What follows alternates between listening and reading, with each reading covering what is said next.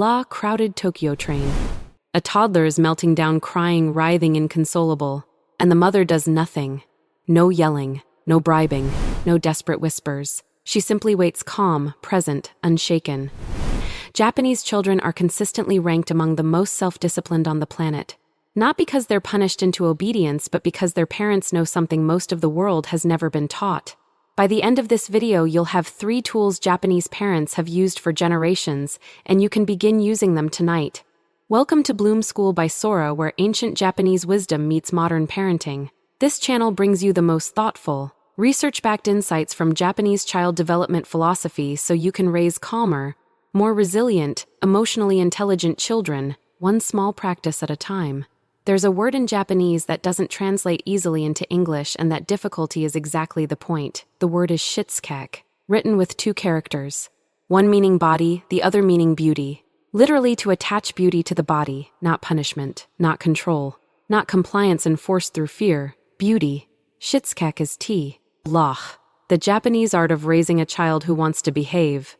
Not because consequences loom over them, but because good behavior has become woven into who they are, into their sense of self, their daily rhythm, their identity. In most Western parenting frameworks, we wait. We wait for the bad behavior, and then we react. We raise our voices. We take away screens. We send children to their rooms, and for a few minutes it works. But then it happens again, and again, and again. That's not a parenting failure. That's a design flaw. Because what we're doing is treating the symptom, we're not touching the root. Japanese parents, guided by the philosophy of Shitsuke, ask a fundamentally different question when a child acts out. Not, how do I stop this? But what skill is my child missing right now? Because children don't misbehave to make your life difficult. That bears repeating. Children do not misbehave to make your life difficult. They misbehave because they lack a skill. Emotional regulation, patience, the ability to communicate frustration without dissolving into it. These are not traits children are born with. They are capacities that must be carefully, lovingly, consistently taught. And the moment you shift your lens from punishing the behavior you don't want to teaching the skill that isn't yet there, everything about your experience as a parent begins to change. Now let's return to that mother on the train. Why didn't she rush in? Why didn't she try to fix it, silence it, end it as quickly as possible the way most of us would? Because she was practicing something called Mimamoru, written with characters meaning to watch and to protect. Mimamoru is the Japanese philosophy of observant, trusting restraint. It is the belief that children grow stronger not when adults remove every difficulty, but when adults trust children enough to sit with difficulty for a moment longer than feels comfortable. In the West, we are deeply conditioned to fix things quickly. A child struggles, we step in. A child cries, we solve it. A child fails, we rescue. And we do all of this out of love, pure, genuine love. But here is the unintended consequence, one that developmental psychology has documented carefully. Every time we rush in before a child has had the chance to try, we send them a quiet, unspoken message. You can't handle this on your own. Japanese parents do something radically different. They step back, they observe, not coldly, not with indifference, but with a deep-rooted trust that their child has capacity. They allow the child to sit in discomfort just long enough to attempt something.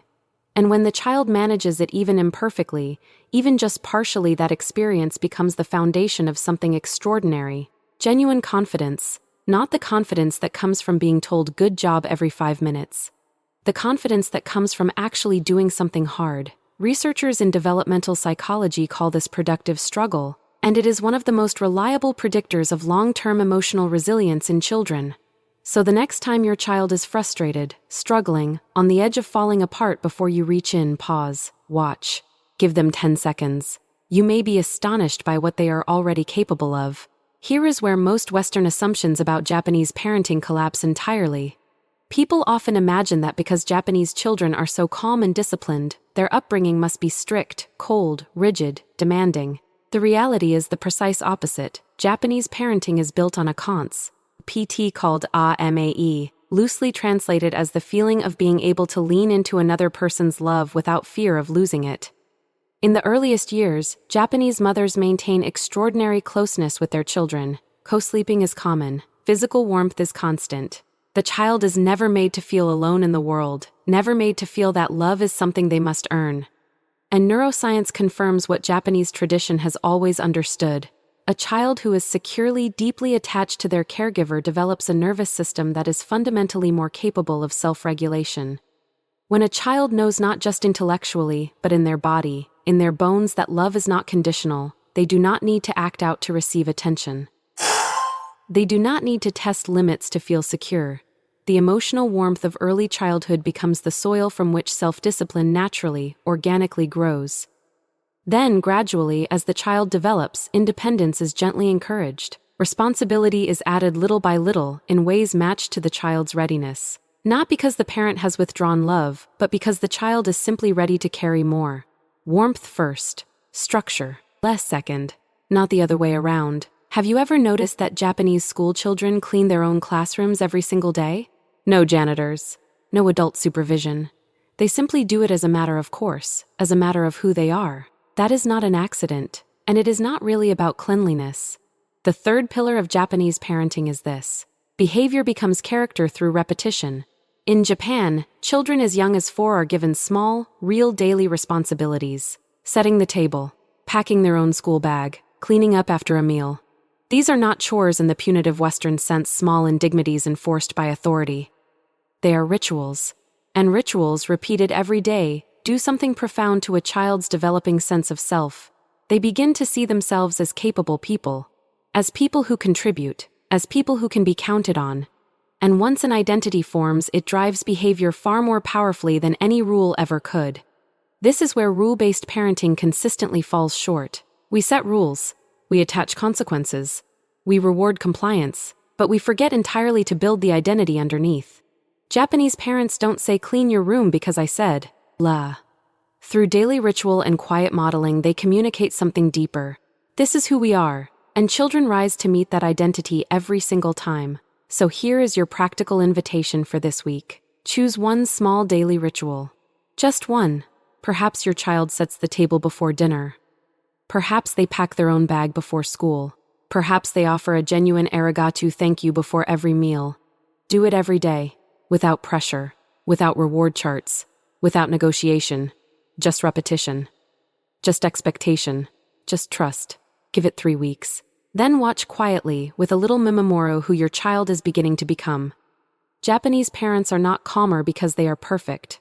They are calmer because they have built something one small act of trust at a time. Shitsuke, Mimamoru. Presence, connection. These are not Japanese secrets locked behind a cultural wall. They are human truths. And they are available to you starting tonight, starting with the very next moment your child needs you. If something in this video shifted the way you see your child's behavior, share it with another parent who might need to hear it today. And if you're ready to explore more of what the world's most thoughtful parenting cultures can teach us about raising emotionally intelligent, resilient children, subscribe to Bloom School by Sora. There is so much more to discover together. Leave a comment below. Which of these 3 pillars, Shitsuke, Mimamoru, or Amae, feels most meaningful to you right now? I read every one. Mata ni until next time. Take good care of yourself and of the little ones in your world.